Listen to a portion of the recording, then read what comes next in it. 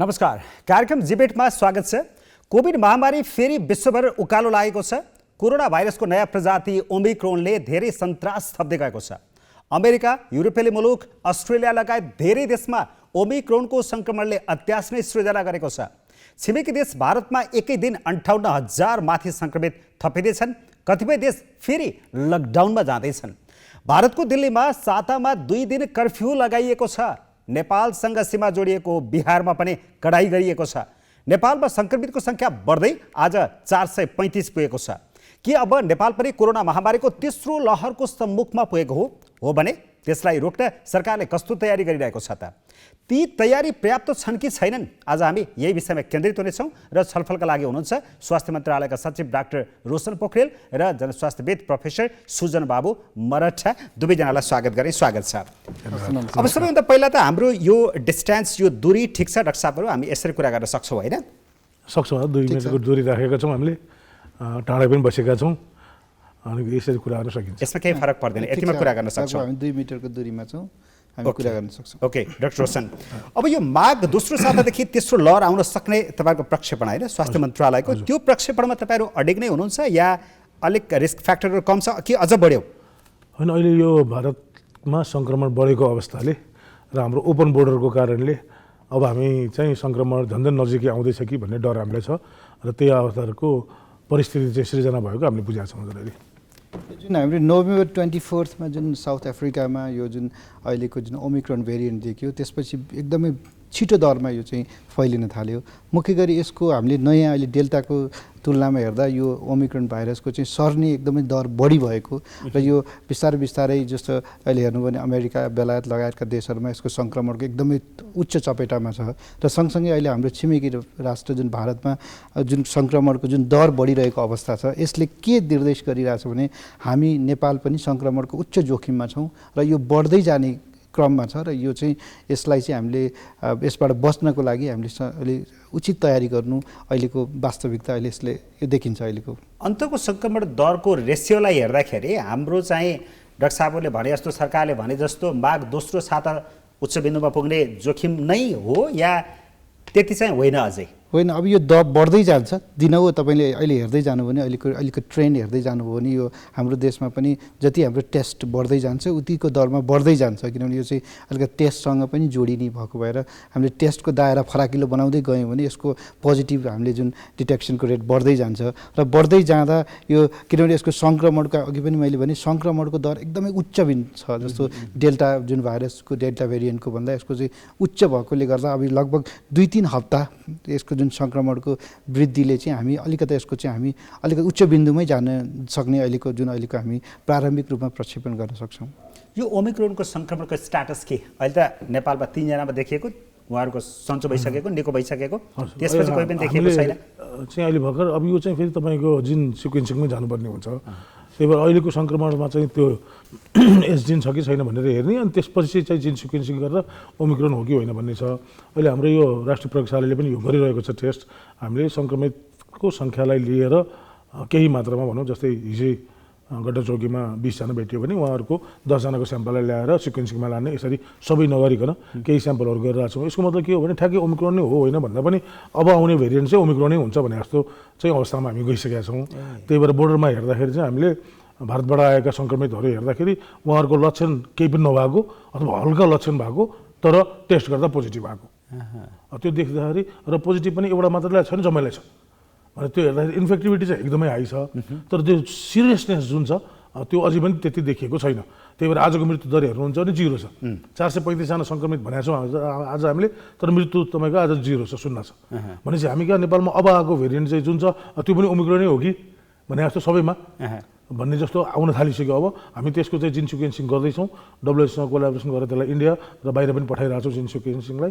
त्यो हेर्दाखेरि अबको भेरिएन्ट चाहिँ जुन हुन्छ सबै नै ओमिक्रोन हुन्छ कि जस्तो मलाई लाग्छ। अब विधि हुनुहुन्छ उहाँले नि यो कुरामा केही जान्नु, तपाईँलाई के लाग्छ? यो अहिले हेर्ने भने जस्तो डाक्टरले भन्नु हामी कहाँ चाहिँ जिन सिक्वेन्सिङको दायरा फराकिलो नभएर हामी कहाँ ओमिक्रोनको कति छ भने ठ्याक्कै भन्नलाई अलिकति गाह्रो छ र हामी त्यसको डाक्टरले भने जस्तो त्यसको हामी आइडेन्टिफाई गर्ने चरणमा छौँ। तर अहिले हामीले बाहिरको जस्तो दायरा फराकिलो भएन भनेको किन भनेको जुन जिन सिक्वेन्सिङ यसलाई हामीले चाहिँ किन टेस्ट किन भएको छैन त्यो होइन त्यसको समस्या के यसमा चाहिँ कोरोना पोजिटिभ आयो होइन कोरोना पोजिटिभ आएपछि कुन चाहिँ टाइपको हो त त्यो भन्नलाई फेरि त्यो सिक्वेन्सिङ भन्ने छुट्टै प्रोसेसमा जानुपर्छ त्यो सबैसँग गर्ने क्षमता छैन अहिले हामीसँग प्रयोगशाला राष्ट्रिय जनस्वास्थ्य प्रयोगशालासँग छ र काठमाडौँ युनिभर्सिटीसँग अलिकति छ दुई ठाउँमा मात्रै छ अनि अरू चाहिँ हामीले बाहिर पठाउनु पर्ने हुन्छ ए कति टाइम लाग्छ त्यसको सिक्वेन्सिङ गर्न त्यो 72 घन्टा लाग्छ हामी 72 घन्टासम्म हेर्छौँ त्यसलाई अनि हामी त फेरि पुरानै फेजमा पुग्ने रहेछौँ त पहिला पुराना हुँदाखेरि कोभिड हो भन्ने त होइन ल्याबहरू नभएर होइन अबको ल्याबको फेरि नयाँ चाहिँ जिन सिक्वेन्सिङवाला ल्याब चाहियो कोभिड पोजिटिभ हो भन्ने त थाहा भयो तर अब ओमिक्रोन हो कि होइन भनेर भन्नको लागि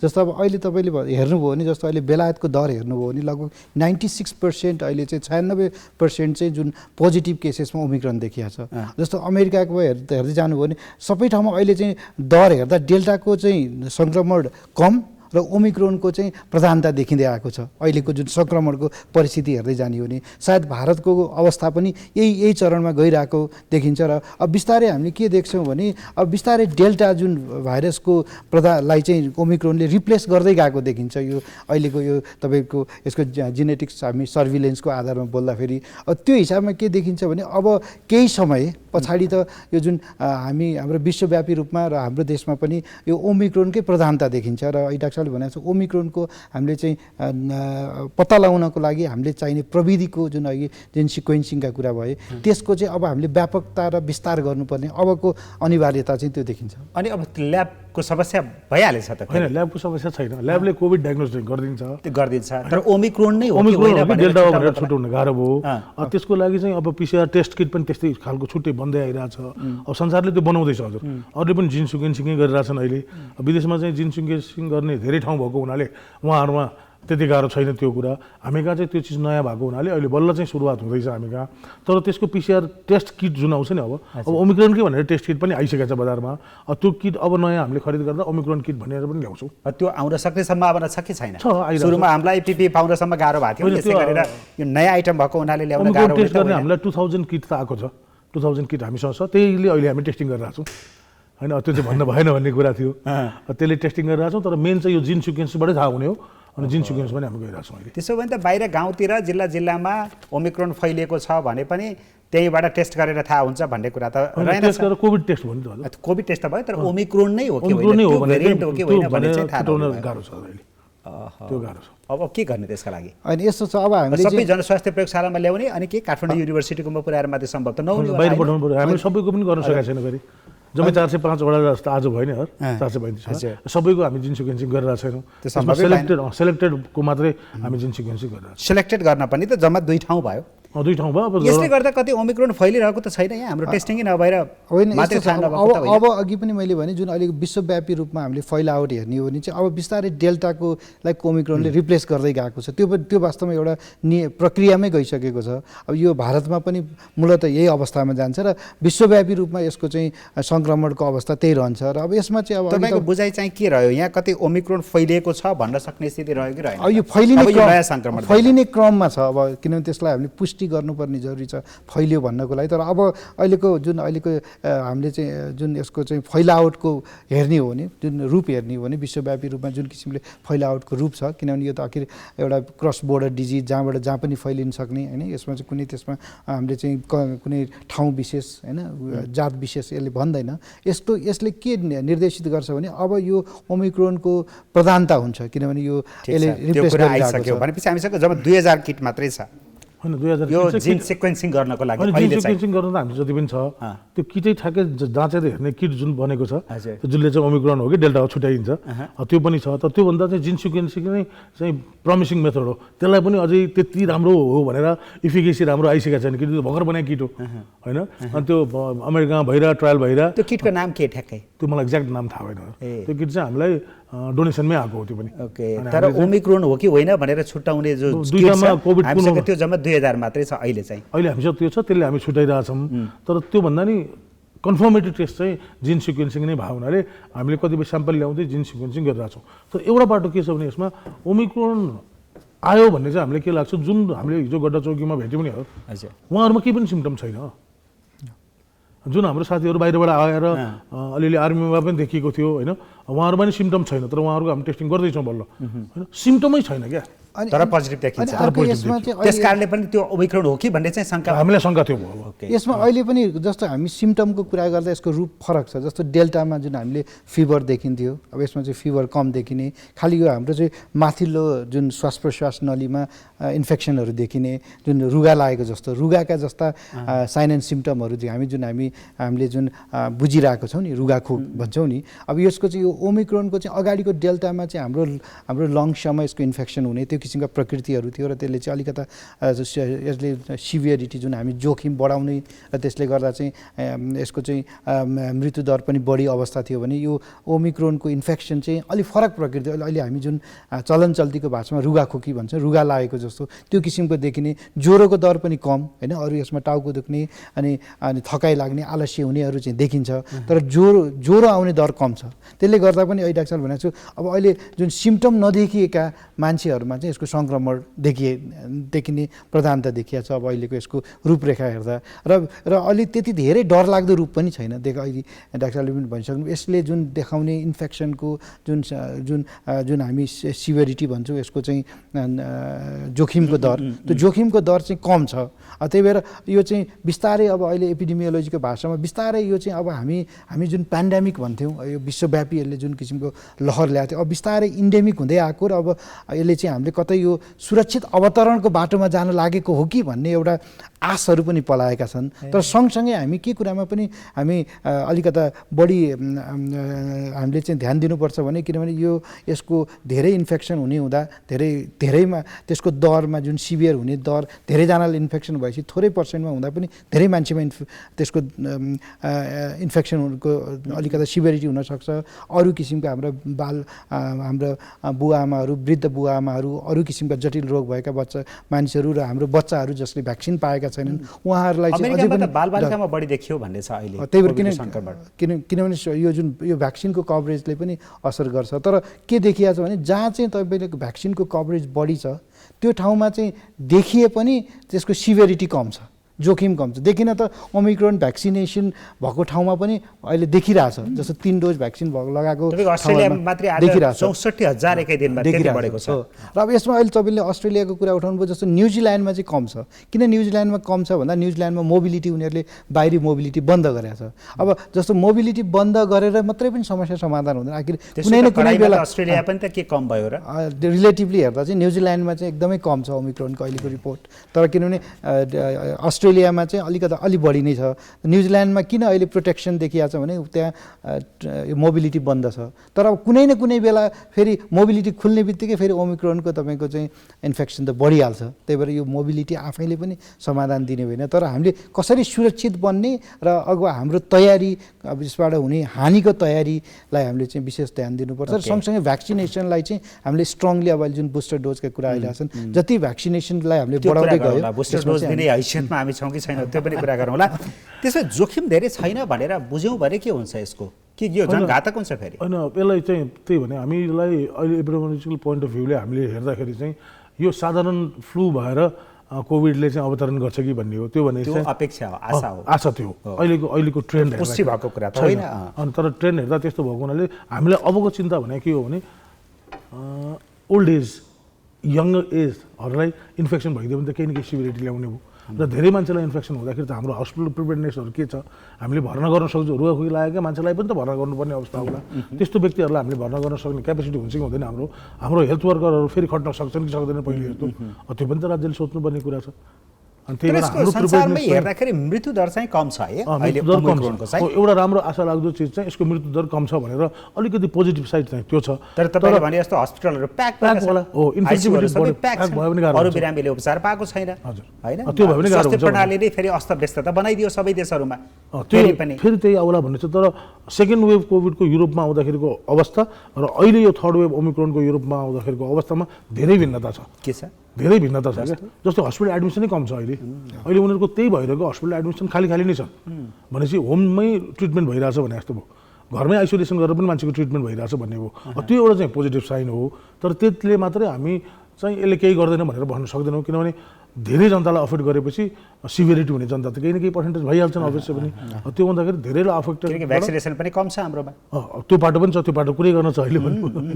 अनि त्यही भएर हाम्रो अर्ज चाहिँ अहिले पनि गभर्मेन्टको मेन ध्यान चाहिँ अझै पनि हामी भ्याक्सिनेसनै भनिरहेको छौँ होइन। हामीले 3 देखि 5 लाख। ठिक छ, त्यसमा त हाम्रो लक्ष्य पुरा हुन सकेको छैन, विभिन्न हडल्सहरू आएका छन्।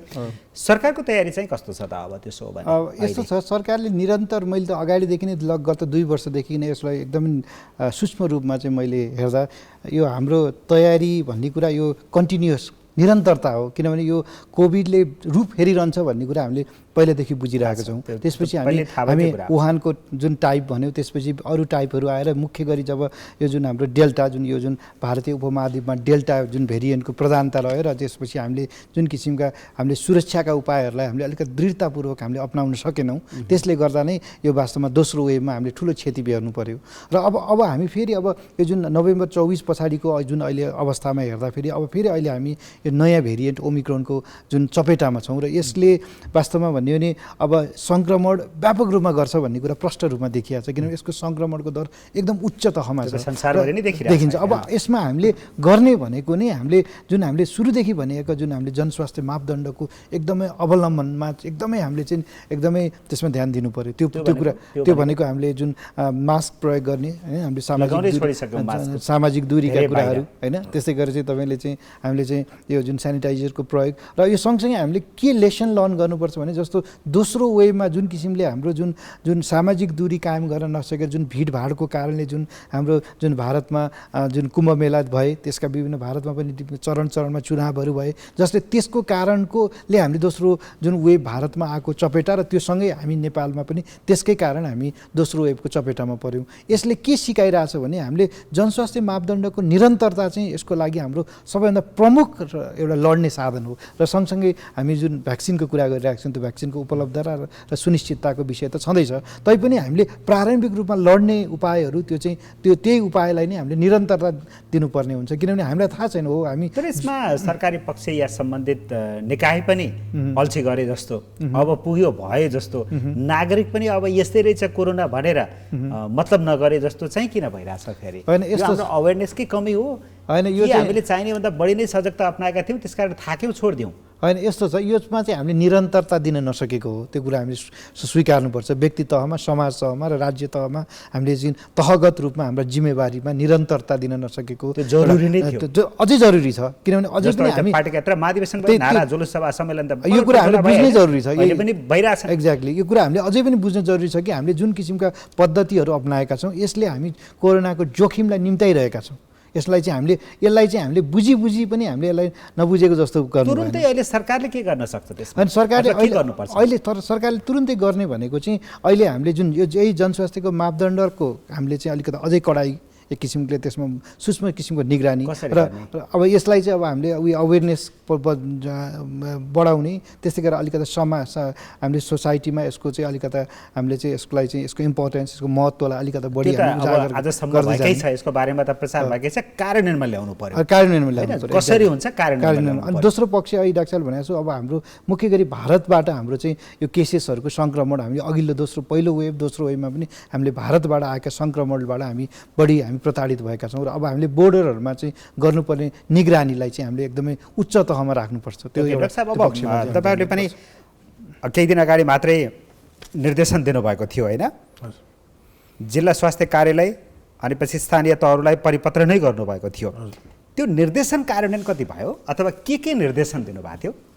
त्यसरी जाउँ न। अब यसमा अलिकति जटिलता छ। 3 तहको सरकार हुँदाखेरि पहिला निर्देशन के थियो?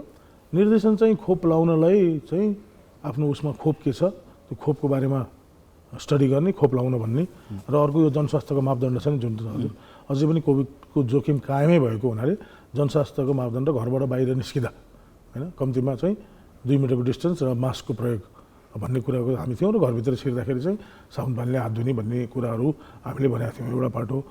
अर्को पाटो स्वास्थ्यकर्मीहरूलाई हामीले के भनेको थियौँ भने खोप चाहिँ जिल्लाको प्रतिनिधिहरू हुनुहुन्छ, उहाँहरूसँग समन्वय गर्ने, प्रदेश अथवा स्थानीय तहकोसँग जनप्रतिनिधिहरूसँग समन्वय गरेर खोपलाई चाहिँ वडा लेभलमै लैजाने भन्ने चाहिँ हामीले गरेका छौँ अहिले त्यो कति वडाहरूमा भइसकेको छ तर प्रब्लम कहाँ छ भने रिपोर्टिङ राम्रो भइरहेको छैन अहिले अझै पनि हामीले चाहिँ 25 देखि 30 लाख खोप मान्छेले लगाइसकेको रिपोर्ट हामीसँग नआएको हामीले अनुमान गरेका छौँ त्यो चाहिँ किन त्यस्तो भएको छ यो रिपोर्टिङ चाहिँ अब कतिपय ठाउँमा रिपोर्ट गर्न नजान्ने यो रिपोर्ट गर्न नजान्ने अनलाइन पनि छ भने अनलाइन सिस्टममा एउटा अनलाइनले गर्दाखेरि उहाँहरूलाई त्यो गाह्रो हुने हजुर अब अहिले यो क्युआर कोडकै पनि समस्या छ नि हजुर हामीले स्थानीय तहलाई दियौँ उहाँहरूले गरिदिनै सक्नु भएन सक्नुहुन्न सक्नुभएन। त्यो खालको जनशक्ति छैन अब त्यही बुझ्न आयो त्यही त अहिले आएर। बुझ्यो। त्यही बुझ्यो भनेपछि आज पनि सामान्य प्रधानमन्त्रीज्यूले भने कुरा मलाई याद आउँछ अवेरनेस अझै पुगेन खोप लगाएको ठिकै छ हामी ह्याप्पी नै छौँ अहिलेसम्म तर अवेरनेस पुगेन र एउटा लास्ट डिस ड्राइभ चाहियो आज सामान्यज्यूले हामीलाई निर्देशन दिँदाखेरि भन्नुभएको कुरा त्यही हो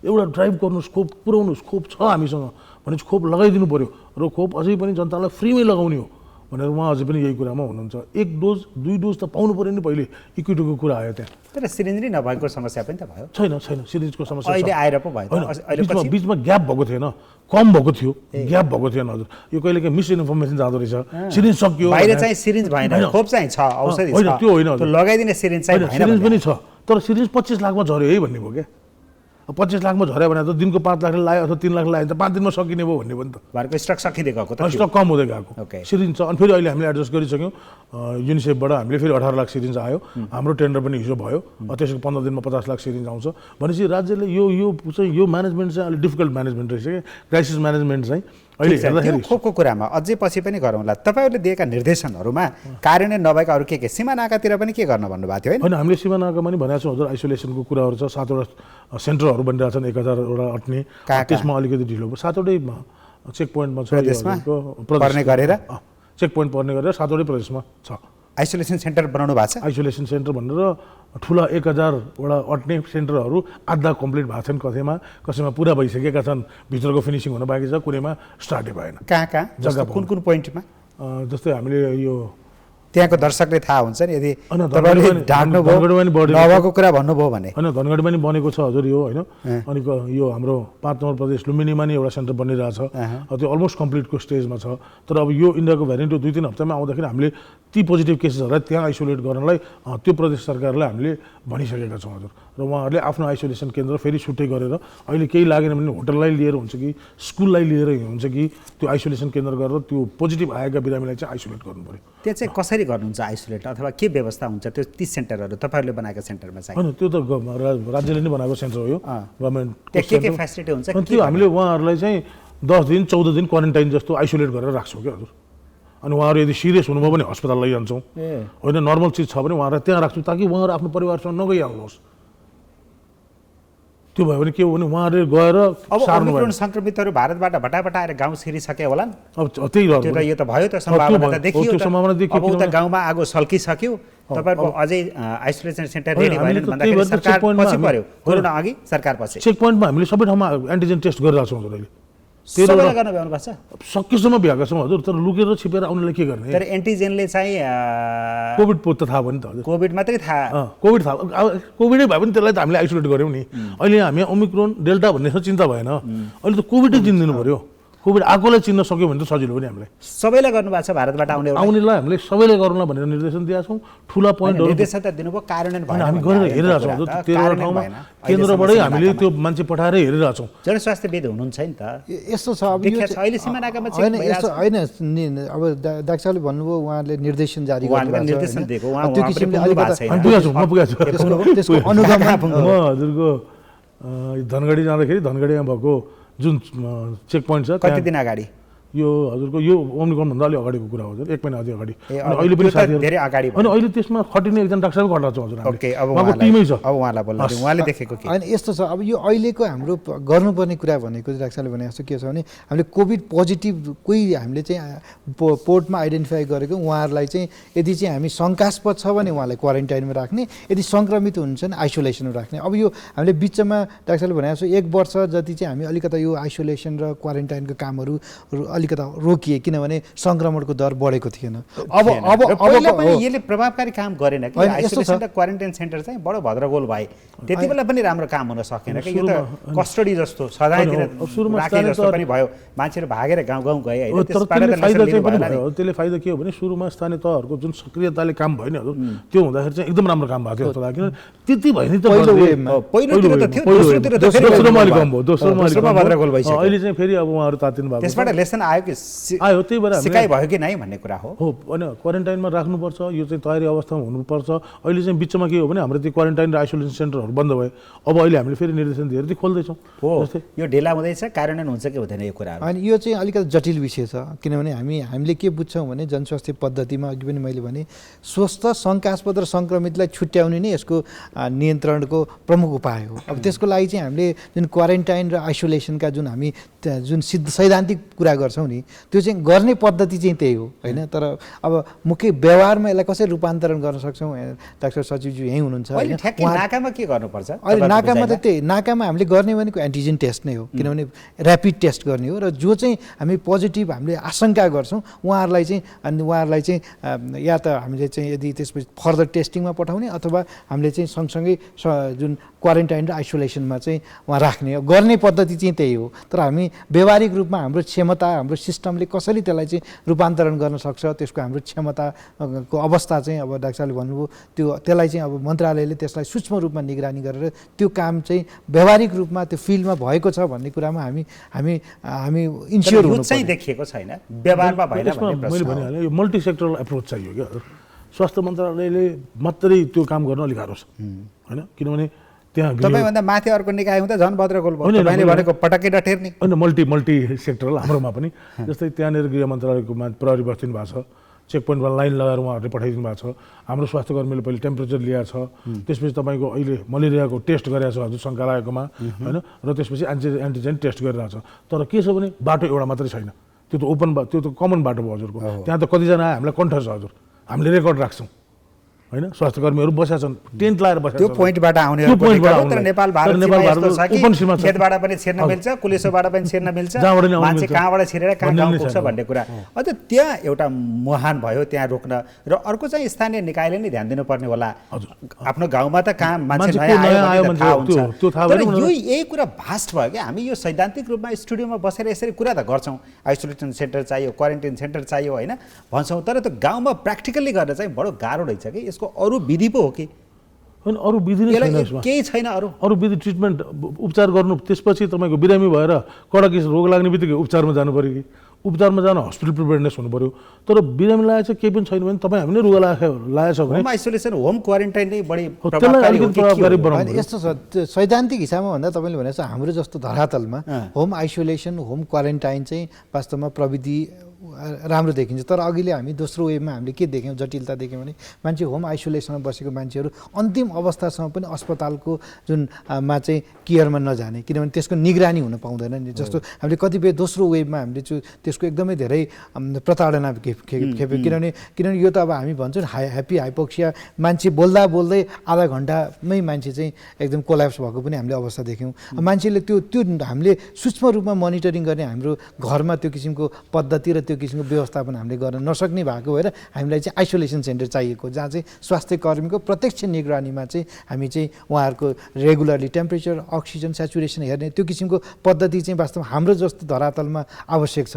तर आवश्यक त छ तर पुर्याउन फेरि सकिँदैन कि कुरा गरिन्छ त्यो जनशक्ति छैन त्यसको उपकरण सक्षम छैन अस्पतालमै पुगेको छैन आइसोलेसन र क्वारेन्टाइन सेन्टरमा पुर्याउनको लागि सरकारले गर्यो के भन्ने चाहिँ प्रश्न हो। होइन अब अहिले स्थानीय तहहरूले जुन आइसोलेसनहरू बनाउनु भयो त्यो रिओपन हुनु पऱ्यो बोर्डर लाइनमा भएको ठाउँहरू अनि त्यहाँबाट उहाँहरूको कनेक्सन जुन हस्पिटलसँग छ नि जिल्ला अस्पतालै छ उहाँको अथवा प्राथमिक स्वास्थ्य केन्द्र होला अहिले त हामीले जिल्ला अस्पतालमा कमसेकम डाक्टर पुऱ्याएका छौँ भने त्यो जिल्ला अस्पतालमा अहिले तपाईँको अक्सिजन सप्लाई छ होइन एटलिस्ट केही नभए अक्सिजन दिन सक्छ र त्यस्तै परेको खण्डमा जिल्ला अस्पतालबाट के अरे प्रदेशको अस्पतालमा लैजान सक्छ भने त्यो संरचना त हामीले बिल्डअप गरिरहेको छौँ नि।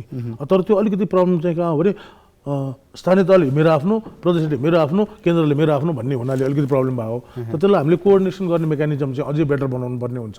त्यो हुने बित्तिकै त अहिले अब यो त ढिला भएन बनाउन, होइन त्यो हाम्रो बन्द मेकानिजम त बनिसकेको हुनुपर्ने हो, गेट लागिसकेको हुनुपर्ने हो। यसमा निश्चय हामीले दुईटा चिजले सिक्यौँ क्या, संहितालाई हामीले कार्यान्वयन गर्ने पक्षमा बल्ल सिक्दैछौँ क्या हामी त्यो है। त्यसको प्रभाव यस्ता सङ्कटमा यस्तो महामारीमा पनि परिरहेछ।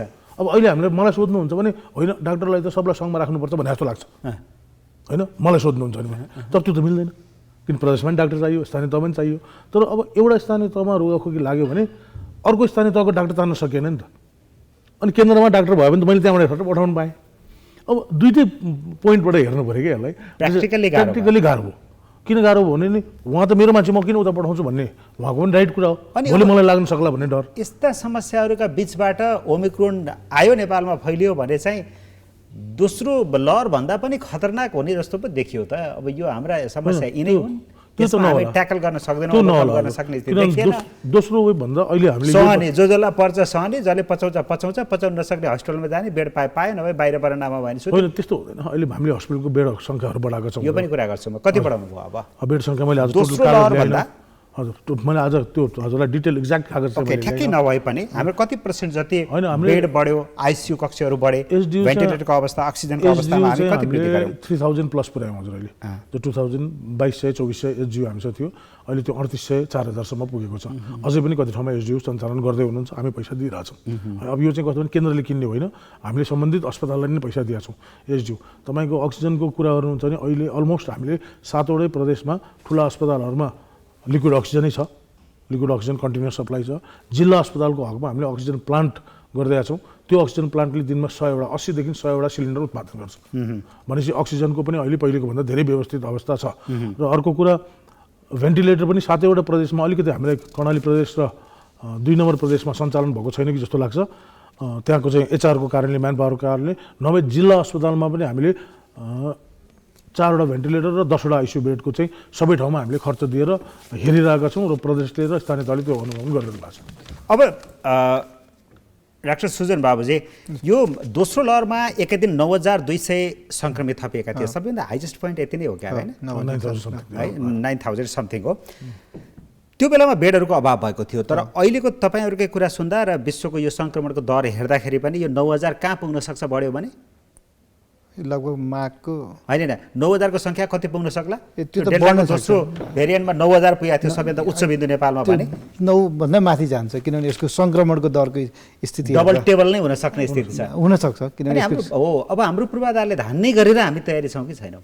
यो वास्तवमा भने नि यो चाहिँ जटिल विषयवस्तु छ, किनभने हामीसँग अहिलेको जुन भइरहेको पूर्वाधारले यसको सङ्क्रमणको अवस्था हेर्दा यसको बढ्दै गयो भने धान्न सक्ने अवस्था अलिकति जटिलतामा हामी जान्छौँ यसर्थ पनि। तर अब एउटा हामीलाई के चाहिँ अझै पनि थाहा छैन भने यसबाट हुने कति प्रतिशतमा सिभिरिटी हुन्छ होइन, कि कति प्रतिशत अस्पताल जानुपर्ने अवस्थामा आउनुहुन्छ भन्ने कुरा चाहिँ अझै पनि यसको अझै पनि हामीले आङ्कलन गर्न सक्ने देखिँदैन। तर अहिलेको तपाईँले हामी अब अहिले बेसिकली हेर्दा विश्वकै अरू देशकै उदाहरण लिने हो, जस्तो हस्पिटलाइजेसनको रेट हेर्दा अहिले जुन बेलायत अमेरिकामा लगभग 7देखि 8% दरमा हस्पिटलाइजेसनको बढिरहेछ भएको छ यसको कुल इन्फेक्सनमा। त्यो हिसाबमा हेर्दा पनि हामी कहाँ हस्पिटलाइजेसन हुने दर बढ्दै जान्छ, किनभने हामी कहाँ चाहिँ वृद्ध बुवाआमाहरू होइन, त्यसै दीर्घरोगी अनि त्यसै बच्चाहरूमा यसको सङ्क्रमणको चपेटा बढ्न सक्ने देखिन्छ होइन। त्यसै बाहिरको रेसियो हेर्दाखेरि हामी अहिले जे पूर्वाधार छ त्यतिले धान्न सक्ने स्थिति हुन्छ कि हुँदैन? यसको हामीलाई गाह्रो हुन्छ यसमा। हामीले अझै पनि हामीले जुन हस्पिटल बेडको एक्सपान्सन र सँगसँगै हामीले जुन प्रारम्भिक रूपमा हुन त अहिले अक्सिजनको चाहिँ पहिलाको भन्दा अहिले उत्पादनको अवस्था अलिकति वृद्धि भएको देखिन्छ। अक्सिजनको त्यति धेरै पहिलाको जस्तो हाकार नहोला जस्तो देखिन्छ, तर हस्पिटल बेड अझै पनि हामीले बढाउँदै एसडियु डाक्टरले भनेको छ एसडियु होइन, त्यसै सँगसँगै आइसियु र भेन्टिलेटरको चाहिँ अझै पनि हामीले हाम्रो अहिले भएको उपलब्धताले नधान्न सक्ने स्थिति भएको भएर यसको चाहिँ अहिलेदेखि नै यसको चाहिँ पूर्व तयारी बढाउनुपर्छ सरकारले। तपाईँहरूको सुझाव के हुन्छ? नयाँ थप्ने, नयाँ किन्ने हो कि प्राइभेटतिरबाट तानेर गर्ने हो, या प्राइभेटमा छुट्याएर राखिहाल्ने हो कि के अनि यो त के हो भने हामीले यो जुन क्राइसिसमा व्यवस्थापन भन्ने कुरा जटिल विषय छ र भएका चिजहरू जहाँ छ प्राइभेट पब्लिक भन्ने कुरा चाहिँ जब हामी क्राइसिसको चरणमा जान्छौँ नि हामी जे छ जुन साधन छ तर पनि हामी जहाँ जब पर्छ त्यो बेलामा टर्छ भन्ने जस्तो गरेर चाहिँ पहिला प्लान अलिक गराएनौँ कि त्यसमा अब अब त अलिकति हामीले देखेका छौँ नि त्यो सिनारियो त ओमिक्रोन आयो भने सङ्क्रमण यति हुन्छ यति जति हस्पिटलाइज हुनुपर्छ बेड हामीसँग यति छ यति अभाव हुनसक्छ त्यो बेलामा हामी यहाँ लगाएर फुलफिल गर्छौँ भन्ने त प्लान त चाहियो नि त्यसमा त। चाहिँ त्यो हामी प्लानिङ गरिरहेको म छौँ। सचिवज्यूलाई के आग्रह गर्छु भने जस्तो अहिले हामीसँग भएका प्राइभेट हस्पिटल्सहरू मेडिकल कलेजमा भएका जुन हामीसँग भएका पूर्वाधारहरू छन् त्यसलाई पनि हामीले सरकारले सही रूपमा चाहिँ हामीले चाहिँ समन्वय गरेर प्रयोगमा ल्याउनुपर्छ किनभने हामी दिनदिनै आजको भोलि नै हामीले अस्पतालको बेडहरू बढाउन सक्न पनि गाह्रो छ होइन। त्यसै गरी हामी चाहिँ आइसियु भेन्टिलेटर तुरुन्तै थप्न पनि गाह्रो छ। जस्ट भएकाहरूलाई चाहिँ व्यवस्थित गर्ने हो। अगाडि हामीले दोस्रो चरणमा पनि त्यही देख्यौँ। सुशान्तले भने जस्तो ठिक हामीले गरिरहेछौँ। अहिले हाम्रो सेन्ट्रल कमान्ड हस्पिटल भनेर वीर हस्पिटल छ, त्यहाँ सबै बेडहरू रेडी छ, होइन त्यहाँ हब त्यो छ। पनि बिचमा हरायो क्या काम गर्ने। त्यो म पछि आउँला यसमा चाहिँ होइन, अहिले नै गरौँ यही विषयमै। वीरमा के भइरहेछ? वीरमा अहिले राम्रै भइरहेछ, त्यो सिफ्टिङ भइरहेछ। कोभिड कम भएको हुनाले पहिले त्यो बिल्डिङमा अरू काम पनि हामीले थप्ने काम गऱ्यौँ। तर अहिले पनि हामीले 200 देखि 500 बेड चाहिँ रेडिमेड अवस्थामा राखिरहन भनेका छौँ। तर अब खाली बेड राख्ने आएका मान्छेलाई भर्ना नगर्ने गर्दाखेरि पनि गाह्रो छ हेर्नुहोस् होइन। बेड खाली छ भनेर त उसले त देख्छ नि त। बिरामी इमर्जेन्सीमा आउँछ, हामीले बेड छैन भन्यो भने यतापट्टि पुरै बिल्डिङ ढङढङ देखाली छ। अनि तब हाम्रो बिरामी राखिदिनुहोस् भनेर हामीले कोभिडलाई भनेर मात्र पनि सरकारी अस्पताल त्यो अस्तिसम्मको अवस्था थियो, तर आज सिनारियो चेन्ज भयो। अब चेन्जमा चाहिँ हामीले डर लाग्दो छ नि त, नयाँ बिल्डिङमा हामीले वीरको नयाँ बिल्डिङमा हामी कोभिडलाई नै भनेर प्रिपेयर छौँ अहिले। फाइनल स्टेजमै हुनुहुन्छ कि तयारी गर्दै हुनुहुन्छ? अनि प्रिपेयर हुँदैछ हजुर। 100 बेडको एसडियू, 50 बेडको आइसियू र 200+ बेड हामीले कम्प्लिट छ त्यो अहिले। ओके, त्यो बाहेक अरू के भन्न खोज्दै? त्यो भन्दाखेरि र वीरलाई हामीले सेन्ट्रल हस्पिटल भनेर मानेको छौँ, कमान्ड हस्पिटल। उसकोमा हब हस्पिटलहरू छ, त्यसपछि सेटेलाइट हस्पिटलहरू छन्। यो कमान्डले हामीले अब सबैसँग भेला गर्न नसकेको अवस्थामा यो जुम मिटिङै गरेर प्रिपेयरनेसको कुराहरू हामी गरिरहेछौँ। कति बेड छुट्याउने भनेर गरिरहेछौँ। तर हामी अहिले अलिकति कन्फर्म के छैन भने पहिलेको पालि त हामीलाई के थियो, 100 जनामा 85 जना घरे बस्ने हुन्छन्, 15 जना जति अस्पताल जाने हुन्छन्, 5 जना जति एकदम सिभियर हुन्छन् भन्ने हिसाबले हामीले त्यो मेन्टालिटीले प्रिपेयर गरेका थियौँ। अहिले हामीलाई के छ, ओमिक्रोनको कतिजना अस्पताल आउने हुन्छन् भन्ने नै यकिन छैन। तर पनि एक खालको माइन्डसेट हामीले त्यही त डबल भन्नु प्लान त बनाउनु पर्यो हैन? डबल टेबल कतिको टार्गेट गर्ने हो? त्यो हिसाबले हामीले चाहिँ अहिले के देख्यौँ भने हाम्रो आइसोलेसनका बेडहरू फेरि थप्नुपर्ने छ। जस्तै अहिले हामीले सशस्त्र प्रहरीको अस्पताल जुन हाम्रो अब सानो भएर गएको थियो, कोभिडको आर्मीको थियो, पुलिसकोमा 350, 400, 500सम्म हामीले अटाएका थियौँ। हो ती आइसोलेसन केन्द्रहरूलाई फेरि ओपन अप गरौँ भनेर हामीले सुरु गरिसकेका छौँ। सो अलिकति पनि शङ्का लागे जस्तो भयो भने ती ठाउँहरूमा जान पाइयो। आइसोलेसन केन्द्रमा जाने, जुन आइसोलेसन केन्द्रको अस्पताल पनि छ होइन। आइसोलेसन भनेर छुट्टै बनाएको छ, हलहरूमा मान्छे हामीले राखेका छौँ पोजिटिभलाई। तर उहाँहरू सिरियस हुनुभयो भने हामी फेरि एसडियूमा अथवा आइसियूमा लगिहाल्छौँ भन्ने हिसाबले त्यो व्यवस्था हामी फेरि गर्दैछौँ। किनभने हामीले त्यसलाई बन्द गरिसकेका थियौँ र कमन बिरामी आउन थालिसकेका थिए। त्यो बेडलाई हामीले फेरि छुट्याउनु पर्ने हो भनेपछि दुइटै सेवा एकैचोटि दिँदा गाह्रो हुन्छ। तर पनि हामी दुइटै सेवा नै चल्नुपर्ने हुन्छ। किनभने कोभिडलाई अब कोभिडसँगै बाँच्नु पऱ्यो हो भनेर एउटा पेट दुखेको बिरामी पनि कोभिड पोजिटिभ आइरहेको छ। अहिले एपेन्डिक्सको अपरेसन गर्न गएको छ होइन, डेलिभरी लिन गएको छ, नर्मल बिरामी छ, कोभिड टेस्ट गर्यो, ऊ पोजिटिभ आइदिन्छ भने चाहिँ उसलाई डेलिभरी गर्ने कि नगर्ने थियो। यसमा प्रश्न चाहिँ के हो भने नि हामीले जुन चरणमा हामीले दोस्रो वेभसम्मको हाम्रो भोगाइले के प्रष्ट रूपमा भनिरहेछ भने हाम्रो यो जुन यसको व्यवस्थापनको मुख्य भनेको चाहिँ हाम्रो यो व्यवस्थापकीय चुनौती हो। प्राविधिक भन्दा पनि चिज व्यवस्थापकीय हो। हामीले चाहिँ हामीसँग प्राविधिक रूपमा हाम्रो जुन किसिमको अहिलेको जुन त अहिले डाक्टरले भनेको छु स्वास्थ्य हेल्थ जुन सिस्टम चाहिँ अब यो सङ्घीयतामा जाँदा हामीलाई अलिकता यसमा अप्ठ्यारो छ। किनभने हामी एक किसिमको ट्रान्जिसनिङको फेजमा थियौँ। हामीलाई धेरै कुराहरू मिलाउँदै गर्नुपर्ने बेलामा 81 कोभिडको हाम्रो आक्रमणले हामी अलिकता त्यसले बढी प्रताडित भयौँ। त्यो कुरा हामी सबैले बुझेका छौँ। तर प्रश्न चाहिँ के छ भने हामीले प्राविधिक भन्दा नि यो व्यवस्थापकीय विषय हामीलाई प्रति हामीले ध्यान दिनुपर्छ र हामीले चाहिँ हामीसँग भएको साधन र स्रोतलाई कसरी उच्चतम तरिकाले प्रयोग गर्ने। सरकारले व्यवस्थापनमै चुकिरहेछ। व्यवस्थापनमा अलिकता सरकार दृढ हुनुपर्छ। अब सरकारले गरेन म भन्दिनँ, गर्दै नगरेको पनि होइन, सरकारले प्रयासहरू भएका हुन्। सरकारका चुनौती पनि आफ्नै ठाउँमा छन्, साधन स्रोतका चुनौती, मानव संसाधनका पक्षहरू छन्। त्यसै गरेर यसमा चाहिँ अब अलिकता व्यक्तिको पनि आफू जोखिमबाट कसरी बच्ने भन्ने कुरा, व्यक्तिको त्रासले पनि मनोविज्ञानका कारणहरू पनि छन्, ती आफ्नै स्वास्थ्य कर्मीका आफ्नै चुनौतीहरू पनि छन्। त्यो विषयलाई पनि हामीले एक किसिमले गम्भीरतापूर्वक हेर्नुपर्छ। तर भएका साधन स्रोतलाई कसरी उच्चतम तरिकाले प्रयोग गर्ने। हामी कहाँ भएका अस्पताल, सरकारी अस्पताल छन्, हामीसँग प्राइभेट अस्पताल छन्, हामीसँग मेडिकल कलेजका अस्पतालहरू छन्, यहाँ विभिन्न किसिमका चाहिँ सरकारी बाहेक अरू गैर सरकारी स्वास्थ्य कर्मीहरू छन्, प्राविधिकहरू छन्। यो सबैलाई चाहिँ हातेमालो गराउने काम चाहिँ सरकारको हो। त्यसमा चाहिँ सरकारले त्यो कुरामा चाहिँ कसरी व्यवस्थापनलाई चुस्त बनाउने, कसरी सर्वपक्षीय अहिले डाक्टर साहबले भन्छ मल्टी सेक्टर सर्वपक्षीय संलग्नता बिना हामी यो कोभिडसँग लड्न कहाँ लुप होल थियो, कहाँ पहिला कोअर्डिनेसनमा समस्या भयो भन्ने कुरा त हामी थाहा जानिसकेका छौँ। कहाँ गडबडी हुन्छ भन्ने त हामीलाई थाहा भइसकेको छ। अहिले त फर्मुला लगाउन गाह्रो छैन नि। अब त हामी त्यसमा टेकेर हामी चाहिँ अगाडि बढ्नुपर्छ। यसमा चाहिँ त्यो चाहिँ हाम्रो अबको बाटो त्यसरी निर्देशित हुनुपर्छ। मुख्य गरी समन्वय नै हो कि, किनभने डाक्टर भन्छ तलदेखि तपाईँको हाम्रो एउटा किसिमले गाउँपालिकादेखि हाम्रो चाहिँ प्रदेश र जुन राज्य तह बिचको हामी सबैभन्दा ठुलो समस्या समन्वयमा देखिन्छ। किनभने यो समन्वयलाई हामीले अलिकति सुदृढ गर्न सक्यौँ र भएका साधन र स्रोतलाई सही तरिकाले परिचालन गर्न सक्यौँ भने हामीसँग लड्न सक्ने क्षमता नभएको होइन। तर यो सबै कुराको तयारी हेर्दाखेरि सरकार यसपालि पनि पछि परेको त होइन? सरकारले अझै बढी प्रयास गर्नुपर्छ भन्छु म। अब यसलाई चाहिँ अझै प्रयास बढाउनुपर्छ। यसमा नगरेकै होइन, गरिरहेको छौँ हामी। त्यो कोअर्डिनेसन जस्तै ऱ्यापिड एक्सन प्लान बनाउँदैछौँ भन्नुभएको थियो तपाईँहरूले, त्यो के हो त्यो भने? होइन, हामीले त्यो टेन्टेटिभली हामीलाई कति सामान चाहिन्छ अबको यो 5 महिनालाई त्यो बताइदिनुहोस् न, के तयारी गरिरहनु होइन। भएको छ? त्यसमा हामीलाई कति सामान चाहिन्छ, कुन सामानको कुरा थियो? सबै चिज हामीलाई कोभिड टेस्ट किट कति चाहिन्छ, एन्टिजेन टेस्ट किट कति चाहिन्छ, कति चाहिँदैछ? अनि त्यो हामी अब मैले अहिले डाइरेक्ट तपाईँलाई म एक्ज्याक्ट फिगर भन्न सक्दिनँ। त्यो हामीले टेन्टेटिभ प्लान गरेर कहाँबाट ल्याउने भनेर त्यसको अर्थ स्रोत कसरी सुनिश्चित गर्ने देखिबाट लिएर ह्युमन रिसोर्सेसलाई कसरी मोबिलाइज गर्ने। मेन हामीलाई प्रब्लम अहिले पनि हाम्रो स्वास्थ्य चौकीहरूमा मान्छे छैनन् होइन। मैले स्थानीय तहले लिनुपर्ने उहाँहरूले लिन सक्नुभयो नि भएको छैन। प्रदेशले पनि लोकसेवा खोल्न सकेको छैन होइन। केन्द्रमा भएको जम्मा 2600 जनशक्ति हो। केन्द्र सरकारको 32,000 हाम्रो स्वास्थ्यकर्मी छौँ। त्यसमा केन्द्र सरकारको दरबन्दी भनेको 2600 मात्रै हो। हेर्नुहोस्, म 2600 को सचिव हुँ अहिले होइन। अनि स्थानीय तहमा हुनुहुन्छ 28,000 जति। स्थानीय तह जनशक्तिको चरम अभाव छ। जनशक्तिको चरम अभाव छ र त्यो ग्यापलाई चाहिँ हामीले समन्वयात्मक रूपमा अगाडि लान सकिरहेको छैनौँ। बृहत छलफल भइरहेछ, पहिलेभन्दा अहिले धेरै बेटर छ, तर अझै पनि काम गर्न बाँकी छ। ओके, अब खोपको स्ट्याटस के हो? कति खोप हामीसँग छ अहिले?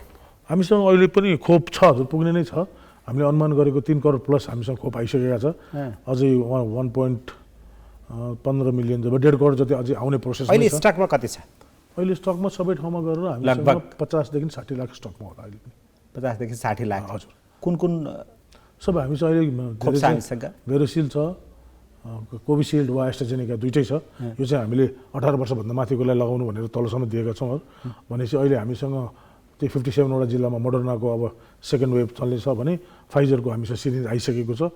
अब हामी केही दिनमा यो 9 वटा जिल्लामा फाइजरको 12 देखिबाट 17 वर्षको बच्चालाई सुरु गर्छौँ।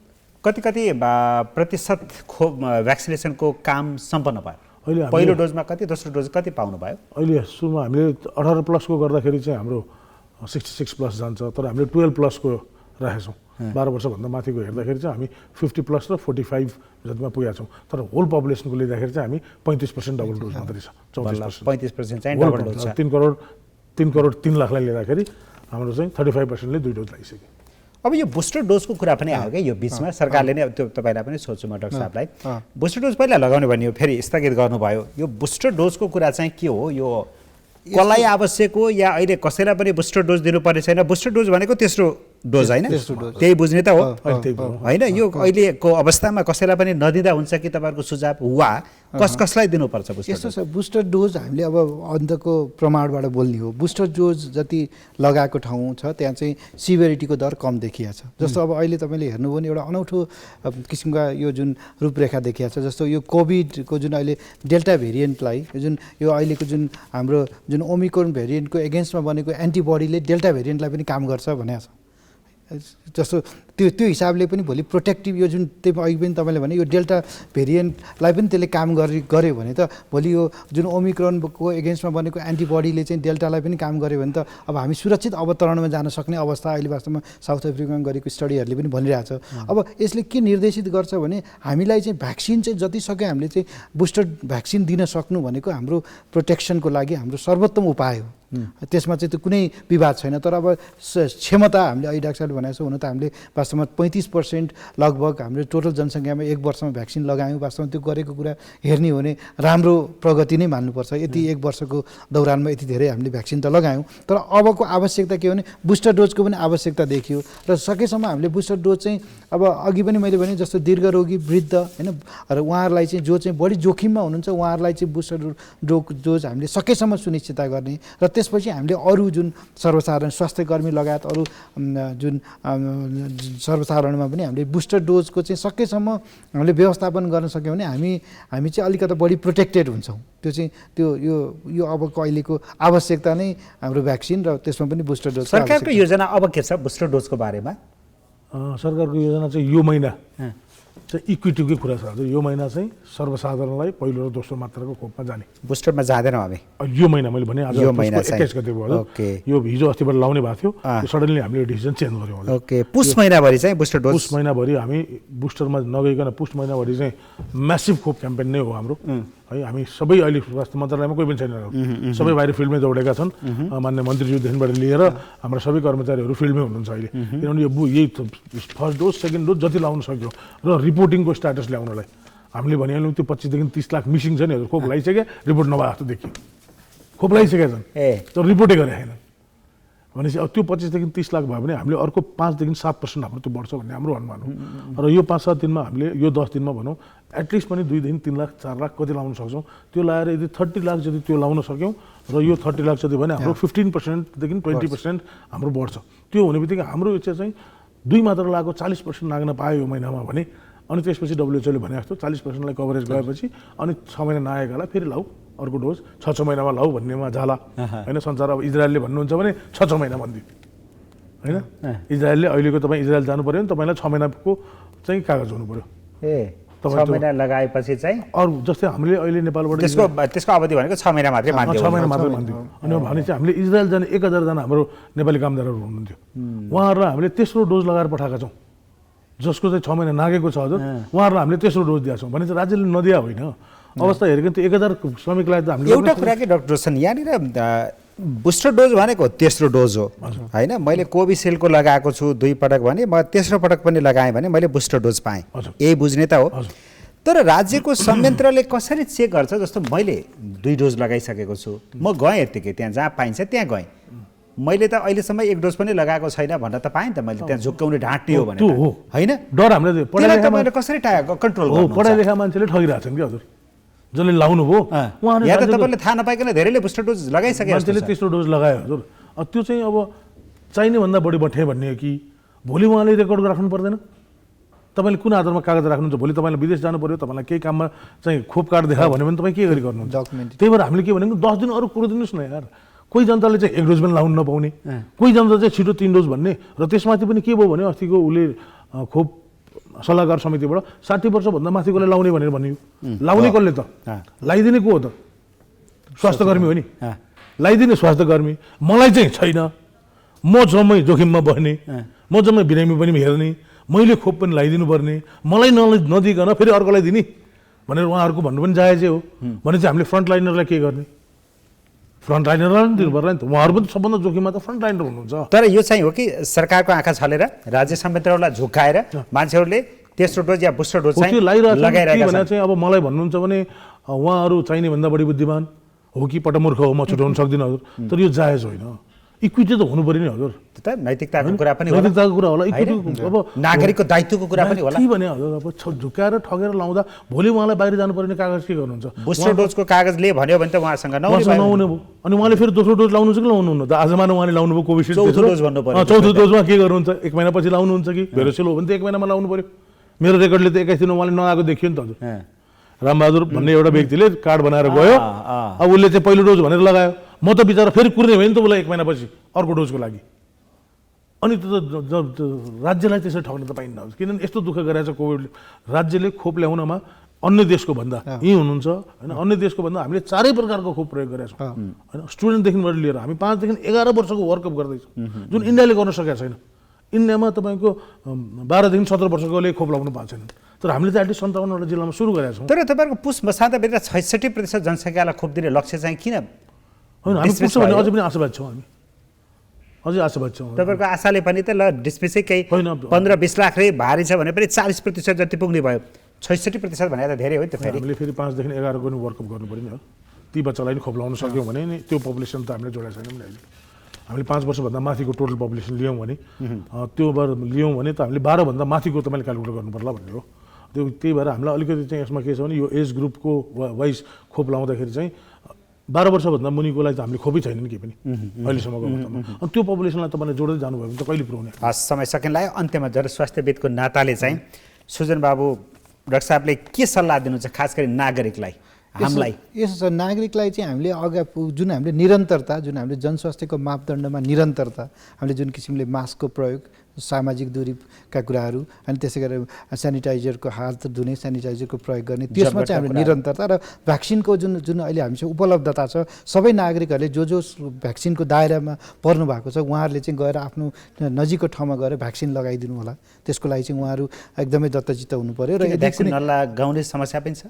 अब अझै पनि केही ठाउँहरूमा त्यसका पनि इस्युहरू छन्। हुन त हाम्रो देशमा अरू देशको तुलनामा त हाम्रोमा यसको रिलेक्टेन्सी कम छ तुलनात्मक रूपमा हेर्ने हो भने, तैपनि अझै कति ठाउँमा चेतना नपुगेर अझै पछि किसिमको त्रासले गर्दा मान्छेहरूमा त्यस्तो किसिमको ऊ पनि छ। त्यसलाई चाहिँ हामीले चिर्नुपर्ने देखिन्छ।